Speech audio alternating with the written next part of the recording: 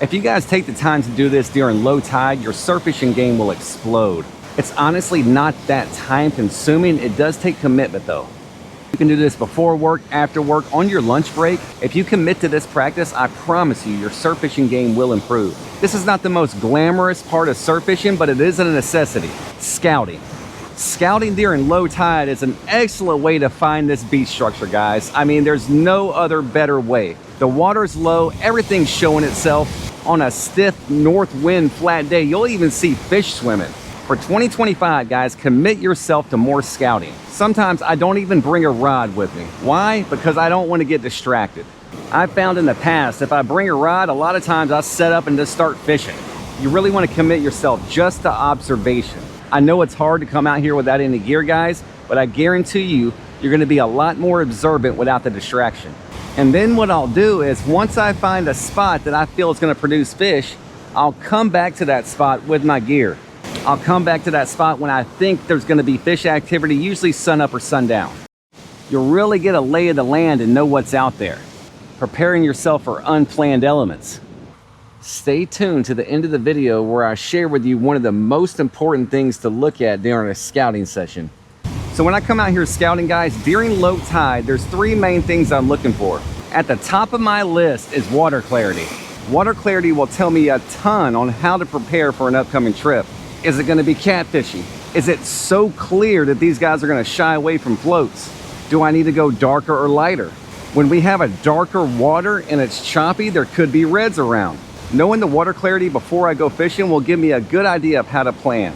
Number two, where are those sandbars?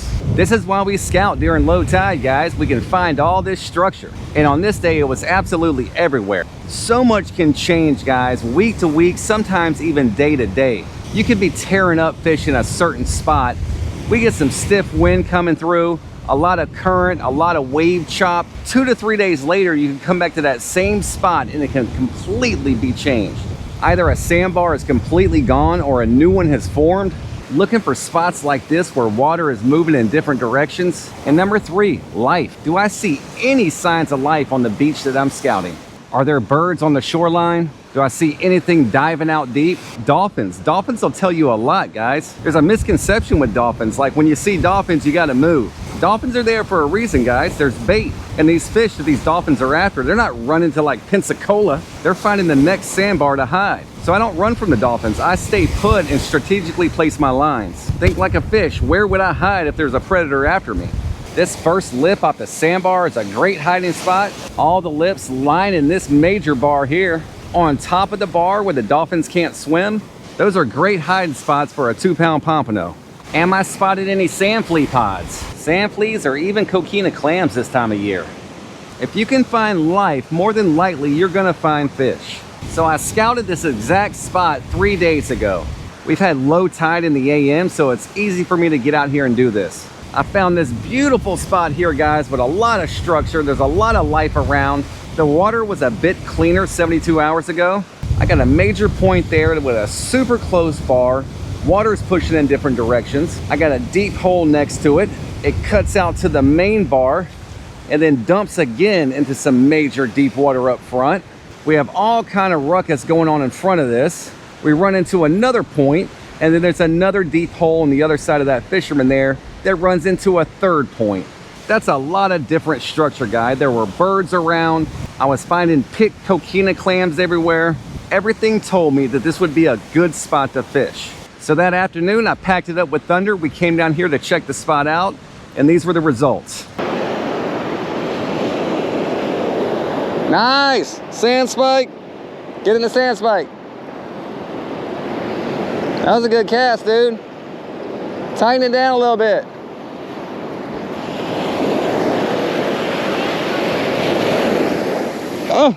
Oh, now my socks are wet.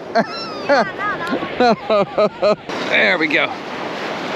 Come on, baby. Come on. Oh, he's way here on the side on me. He's way here on the side on me. He's gonna cross me up. I think I gotta go under this guy. Come on. All right, I got you. I got you. That's a good one here, guys. That's a good one. Come on. Got him in this deeper water. Oh, did I lose him? Okay, there he is. Come on up. Come on up. Where are you at? Come on. Trying to get him over that lip. There we go. Get some water. That's a pompano for sure. So I got him. Yeah, I got him. All right. They're here. That's a fatty. Let's get on him. That's a freaking monster, guys. All right. Got another one going on. Thunder! Come on! Hurry up! Get that rod! Get that rod! That's our rod. It's going off. Oh, this guy choked it. All right, calm down, buddy. Come on, keep the tension on him. You digging down on him? Yeah, that's too heavy for All right, me. let me get him. Good job. You still got him, dude. Good job. Come on. Come on. I got you. I got you. On the lip. On the lip. Oh, yeah. Come on, baby. Come on up. Come on up. Oh, I see him.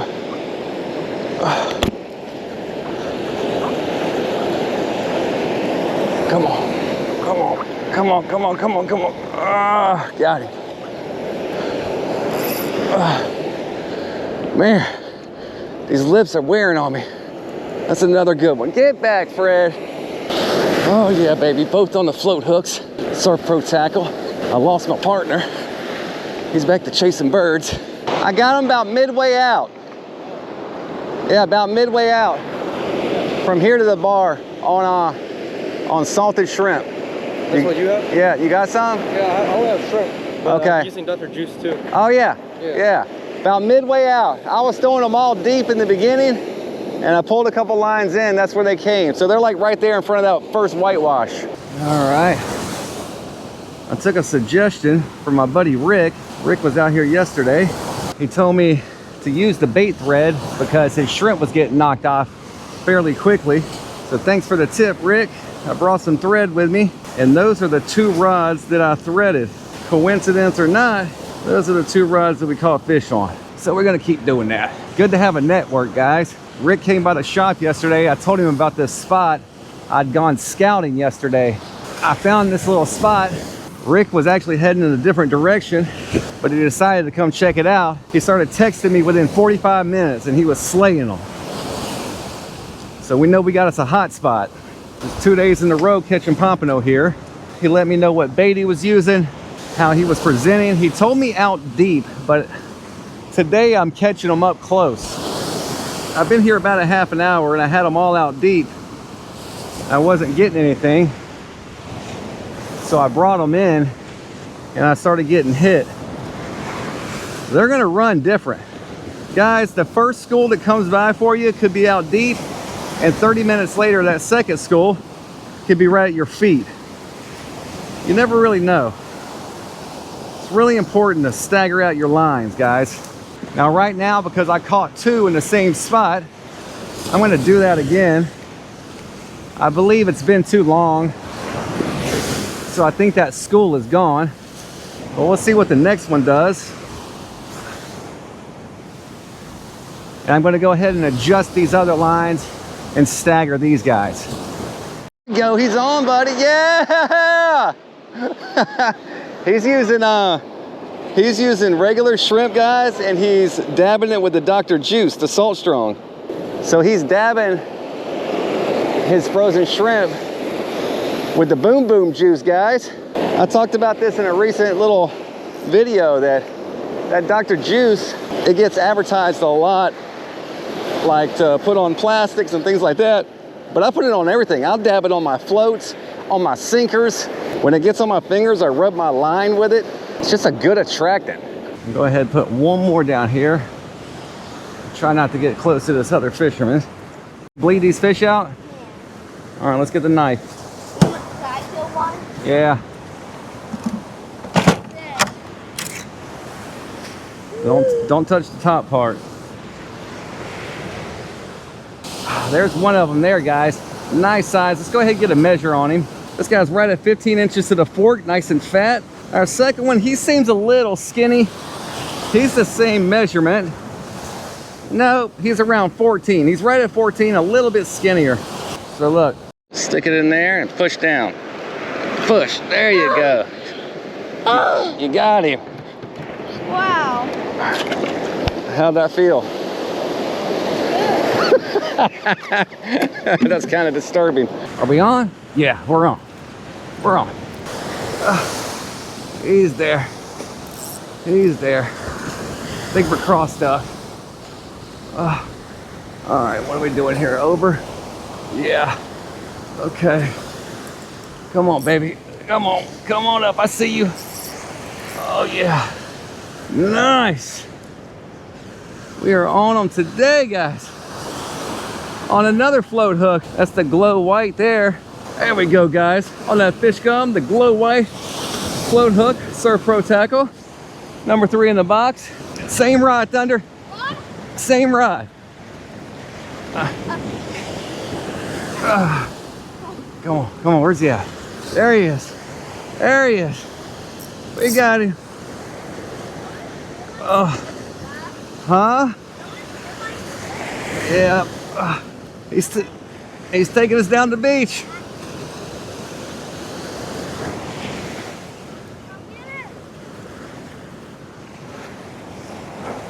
That one's running.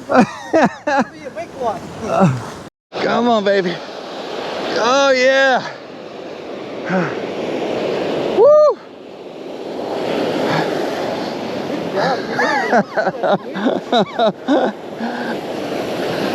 Got another one here, guys. On that glow float, Surf Pro tackle.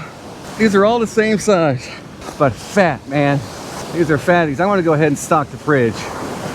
I'll eat Pompano the next 3 or 4 meals. Oh man, let's pull another one in, guys.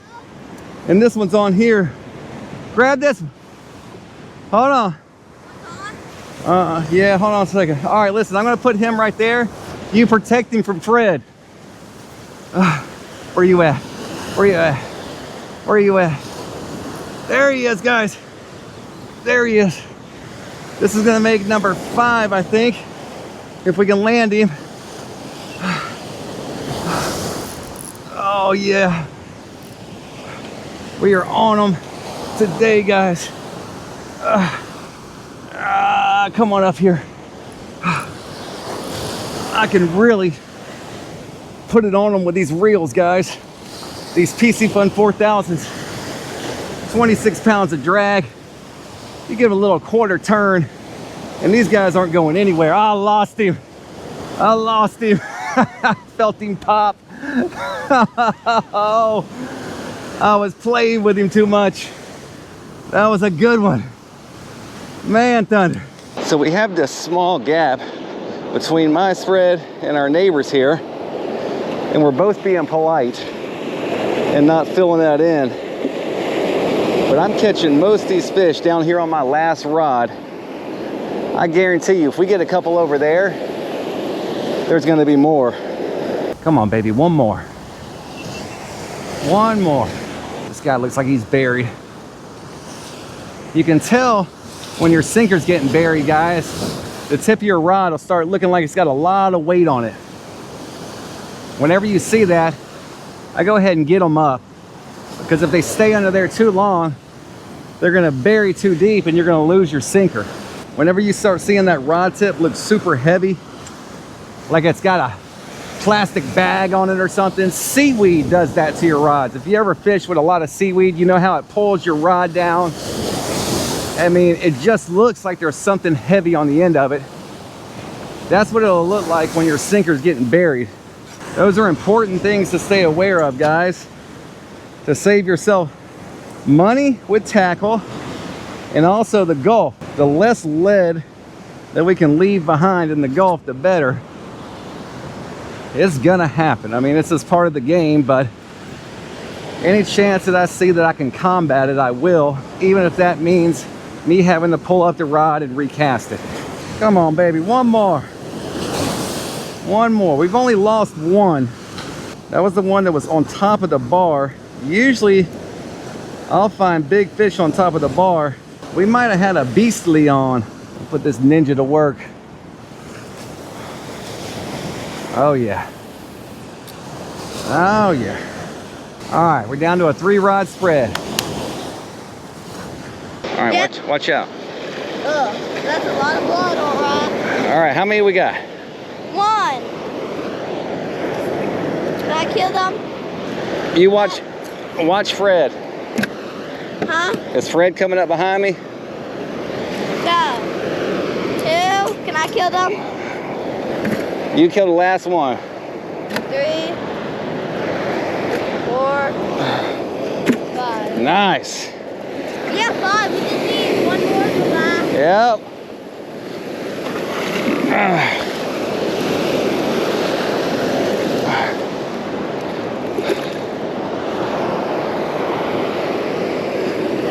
We had our limit, but I lost him because I was showboating.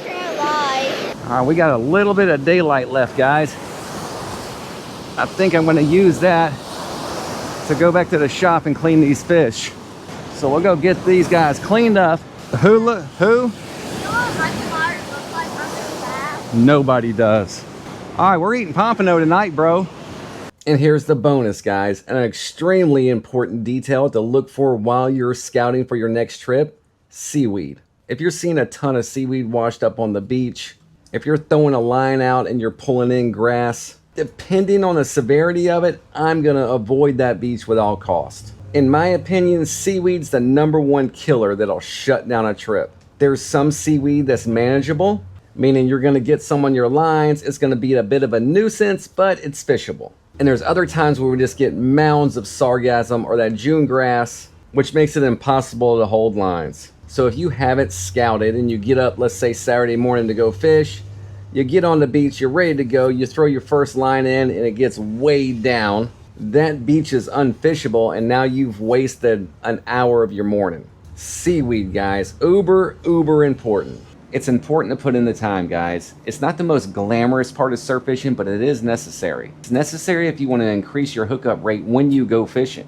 Take 30 minutes out of your day, an hour. You can do this on your lunch break. A lot of times, guys, I don't find a good spot to fish, but what I've done is I've eliminated a large section of the beach that I know I'm not gonna go. And that's just as important as finding a good spot. Now I'm not wasting my time at 6 a.m. sitting up on a beach that's dead. A lot of times we get out there and the sun's not even up yet, guys. It's hard to see that structure. So when the sun does start peaking, we've got our spread out and now we noticed there's no structure here. Now you've wasted that valuable and productive sun-up bite. Give yourself the luxury of knowing where to go when it's time, guys. I promise you it's gonna improve your game. I spend just as much time scouting than I do running actual trips. I have to. I can't waste our clients' time trying to find a good spot to fish. We're on a time schedule out there. If you're coming to the Panhandle area of Florida or the Gulf Coast of Alabama, or you're a local here just wanting more information about surf fishing, maybe want to get out on the water, we run surf fishing guides, we book surf fishing lessons, and we also run kayak fishing guides. The kayak fishing trips are inshore, not offshore,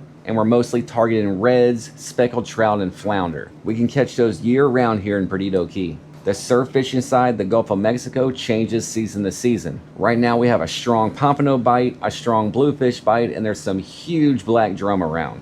We also have a physical location located in Perdido Key where we're selling surf fishing bait, tackle, and gear. Kayak products will follow soon. We'll have those up by 2025. I hope you got something out of this video, guys. If you want to know more about surf fishing, check out this video here. And as always, y'all stay safe out there, and I'll see you on the next one.